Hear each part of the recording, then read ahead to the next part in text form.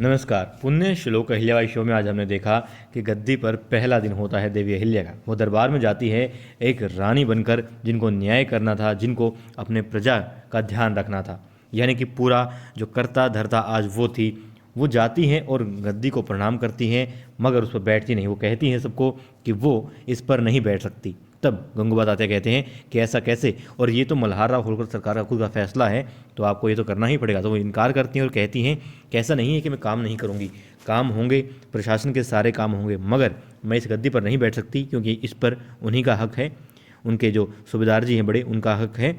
और तो वो उसके पास में दूसरी गद्दी लगवाते हैं, दूसरी कुर्सी लगवाती हैं, वहाँ बैठती हैं नीचे।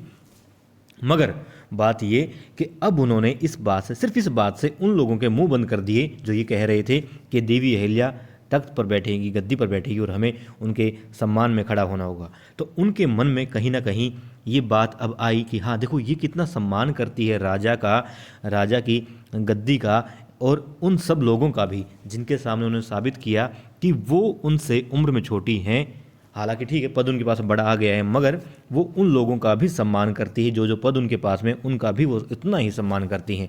और इस बात ने कहीं ना कहीं बहुत सारे लोगों के मन में देवी अहिल्या के प्रति जो पहले अविश्वास था, उसको विश्वास में थोड़ा थोड़ा लेने का काम किया। अब देवी अहिल्या तो कुछ कहती हैं कि शुरुआत कीजिए और आज बताइए क्या क्या करना है। तब तब रोकते हैं गुन्नू जी और कहते हैं पहले मैं बताता हूँ, कुछ मैं कहना चाहता हूँ। वो बताते हैं, हालांकि बड़ा अटपटा लगा कि वो कार्यवाही को रोकते हैं बीच में और कहते हैं कि मैं कुछ कहना चाहूँगा। वो कुछ कहते हैं, उनकी आज्ञा दी जाती थी, बोलिए। और वो बोलते हैं, वो कहते हैं कि दुश्मन सेना हमला कर रही थी, हमने उनको हरा दिया और कुछ असला भी उनसे लूटा है, उनसे लिया है, और बहुत सारे जो है पैसा भी बरामद हुआ है।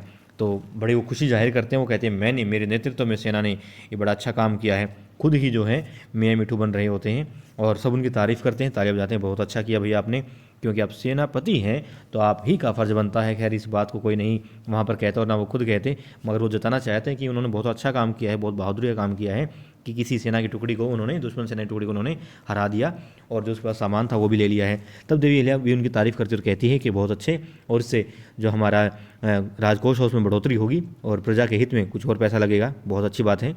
इसके बाद दरबार की कार्यवाही को आगे बढ़ाया जाता है और मन सेवी गांव के मुखिया आते हैं, कुछ गांव के लोगों के साथ में। वो कहते हैं भाई हमें उत्तरी सेना पर जो उत्तरी सीमा है वहाँ से कुछ लोग परेशान करते हैं और बहुत सारे गांव ऐसे हैं, 4 गांव ऐसे हैं जो खाली हो चुके हैं।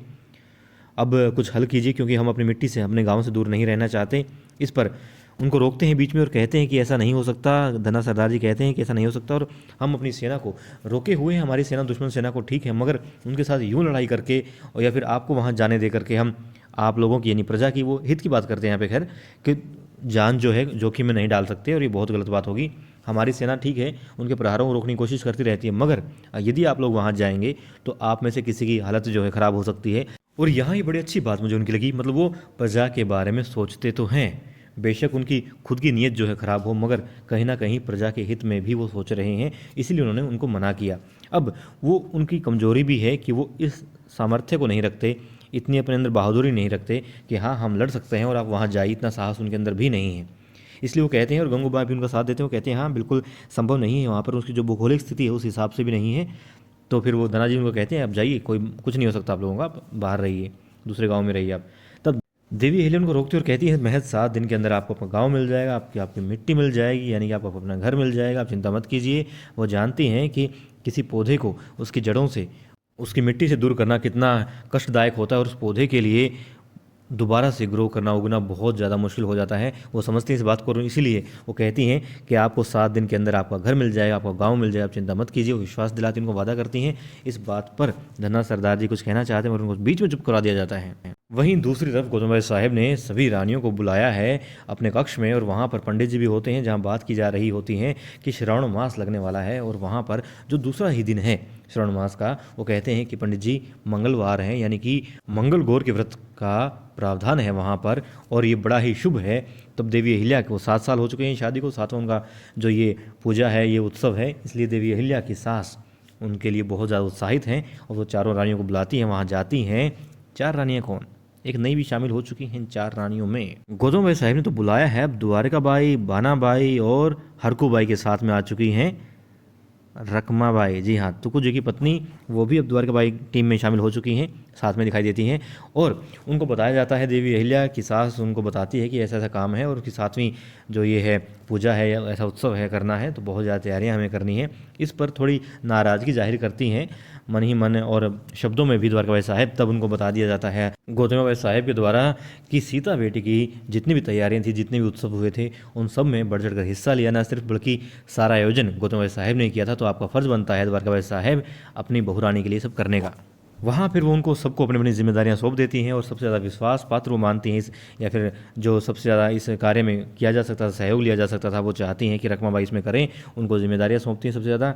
अब दिखाते हैं कि दरबार जो है बर्खास्त कर दिया जा चुका होता है, सभी लोग वापस लौट रहे होते हैं और गुन्नू जी उनके पिताजी बड़े हताश होते हैं, साथ में खुश भी हो रहे होते हैं, क्योंकि उन्हें लग रहा होता है कि देवी अहिल्या ने तो कुल्हाड़ी पर जो अपना पाँव मार लिया है और वो ये सब जो उन्होंने कहा है संभव नहीं है। इसलिए अब उनको लग रहा है कि हाँ, बाकी टीम को भी, जो इतने भी मंत्रीगण हैं, उनको अपनी तरफ किया जाए और देवी अहिल्या से कुर्सी को हथिया लिया जाए। तो उनको कहते हैं कि देवी अहिल्या ने बड़ा ही गलत डिसीजन लिया है और हमसे तो सलाह भी नहीं की किसी ने। तब गंगू भाभी उनके साथ मिलकर के जाते हैं उनके पास, देवी अहिल्या के पास, और कहते हैं ये निर्णय अपना वापस ले लीजिए। और दरबार में तो मैंने जानबूझ के नहीं कहा था, क्योंकि वो फिर वो दरबार की थोड़ी जो मर्यादा है उसकी अवहेलना होती। फिर वो देवी अहिल्या से कहते हैं कि कुछ लोग आपसे मिलने आए हैं। देवी अहिल्या उनकी तरफ मुंह के बिना ही बोलती हैं कि हाँ कहिए। तब धनाजी सरदार कहते हैं कि आपको पहले मशवरा कर लेना चाहिए था, उनसे पूछ लेना चाहिए था। धना सरदार जी से उनको बहुत कुछ पता है इस बारे में, और देवी अहिल्या को कुछ नहीं पता। तो वो कहते हैं कि आपको पूछना तो चाहिए था, क्योंकि आप ये नहीं कर पाएंगी, हम जानते हैं, और इससे न सिर्फ आपका बल्कि मल्हारराव होलकर सरकार का भी नाम खराब होगा। तब वो कहती हैं कि ठीक है, मुझे भौगोलिक स्थिति नहीं पता, आप ऐसा कह रहे हैं, मगर पहले यहाँ आइए देखिए। वो खुद तब हैरान कर देते हैं सबको कि मतलब वो खुद ना सिर्फ उनके पास नक्शा होता है, बल्कि वो नक्शा बना रही होती हैं, रेत पर जो है वो दिखाते हैं। तो उन्होंने पूरा नक्शा तैयार कर दिया। वो कहते हैं कि देखिए आप बताइए, नदी इस तरफ है, पहाड़ इस तरफ है, यही वो गांव है, यहाँ से कबीले के लोग रहते हैं, आदिवासी रहते हैं, यहाँ उस गांव के लोग हैं, यहाँ की जनसंख्या इतनी, वो सारी चीज़ें बता देती हैं। देख करके आवाज़ नहीं निकलती मुख से धना सरदार जी के, और वो हक्के बक्के रह जाते हैं। बाकी सब भी हैरान हैं, और मेरे ख्याल से हर कोई अब मन ही मन ये कह रहा होगा कि हाँ, वाकई में देवी अहिल्या को रानी बना करके 10 दिन का जो डिसीजन लिया है मल्हारराव होलकर सरकार ने, बिल्कुल बिल्कुल सही किया है। क्योंकि जिस हाँ वो कह रहे थे कि आपको तो भौगोलिक ज्ञान ही नहीं है इस चीज़ का, आप यहाँ कभी गई नहीं है, आपको पता ही नहीं है उस चीज़ का, उस जगह का वो नक्शा पूरा तैयार कर देती है और कहती हैं ये देखिए। कमाल की बात है ना, वाकई बहुत अच्छी बात है, बहुत अच्छा लगा। और यही बात आती है कि जब भी आप कोई काम कर रहे हो, सुन रहे हो, देख रहे हो, तो पूरा ध्यान उसमें होना चाहिए।